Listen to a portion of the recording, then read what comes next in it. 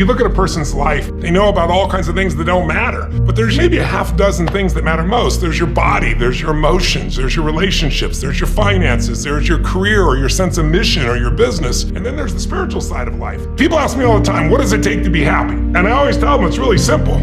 One word, progress. Progress equals happiness. If you keep growing, you're gonna feel alive. And if you keep growing, you're gonna have more to give. And when you're growing and giving is when life is magnificent. It doesn't matter how many statues, Oscars they give you, or Emmys, or how much money you have in the bank. We've all seen people have all those things, and I get the phone call because they're depressed or somebody commits suicide in that area. So it's really an inner game. And I think that's what's missing for us today. Everybody's focusing on the outside world, and hell, there's a lot of things in the outside world you'll never be able to control. You can influence, but you can't control it. This, your mind, your emotions, your body, you have 100% control over what you do with these things, and that's where the game is won. You win the inner game, then you win the outer game. But a lot of people spent their life trying to win the outer game, they won, and they're miserable. So to me, success without fulfillment is the ultimate failure. And so many people are focused on success still, which to me is like, there's nothing wrong with it, but it's like success is getting what you want. Fulfillment is living what you're made for, you know? And it's like fulfillment and success, they're not even the same universe. There's nothing wrong with going for success, but you really got to figure out what you're made for, and nobody knows in the beginning. So you start where you are and you do what's in front of you, you do what's next, and you keep growing until you start to discover, hey, this is my real passion, this is my real hunger and drive. And it can change. People go for 5, 6, 7 years, and then they usually question their business, their career, their body, their relationships. And then one of two things happens. They change direction and feel renewed, or they go, no, I got a great deal here, what the hell's wrong with me? And they recommit and they get stronger. But that's life. And if you don't grow, I don't give a damn how much you got going for you, you're gonna be miserable.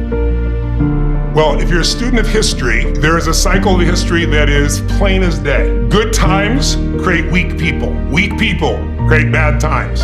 Bad times create strong people. Strong people create great times. This is the cycle of history. 1,000 years of Roman history. Our thinking, our process is so affected by the way we're raised generationally, the experiences we go through. Let's say you were born in 1910. Now, think of it this way first. What gave humanity its greatest jump in its capacity was pattern recognition around seasons. Up until that time, we were hunter-gatherers, barely able to survive. It all depended on what was happening in the environment. We were dependent on the outside world. But once we understood the seasons, that planting in the springtime and then taking care of through the summer, boy, in the fall you can reap. And then there's gonna be winter and you gotta hang on to this stuff so you can survive. Once we recognized that pattern, humanity transformed. Communities were created, eventually cities and countries and states, right? So think of it this way. There's also a pattern of your history as human.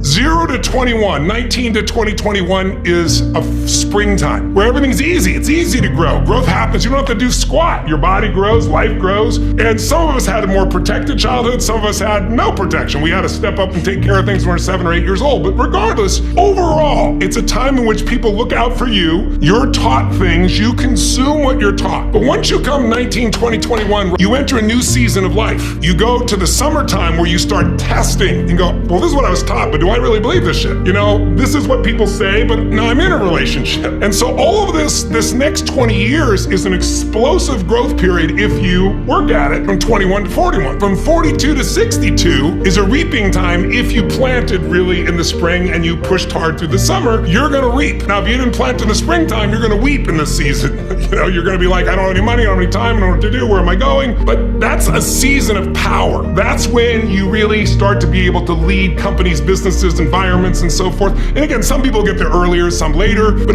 overall, generationally, that's it. And then 63 to 83 is winter, and that winter time is a little different for somebody. Right now, that time is, maybe it's time, I'm an elder in the community, now it's time for me to mentor, to communicate. And if you're lucky, it goes 83 to, say, 103. So there's seasons that you gotta understand, because if you plant in the winter, I don't care how hard you work, you get no reward. There's a timing to things. There's a timing in your life. There's also a timing in history. So imagine you're born in 1910, 19 years old, 1929. What did you grow up with? World War I ended during that time. The whole world celebrated. For that generation, right at that stage of life, the whole game, the wolves pull out from it and people are jumping out of buildings. The economy goes to the floor. We got the Dust Bowl. But it didn't end there, because what happened when they were 29? 1939, World War II. It looked like life as we know it was over. They faced such unbelievable. They were thought as flappers. They were thought as weak. They were a lot like a lot of the generation that you see today. But the millennial generation, by older people, they see them as weak.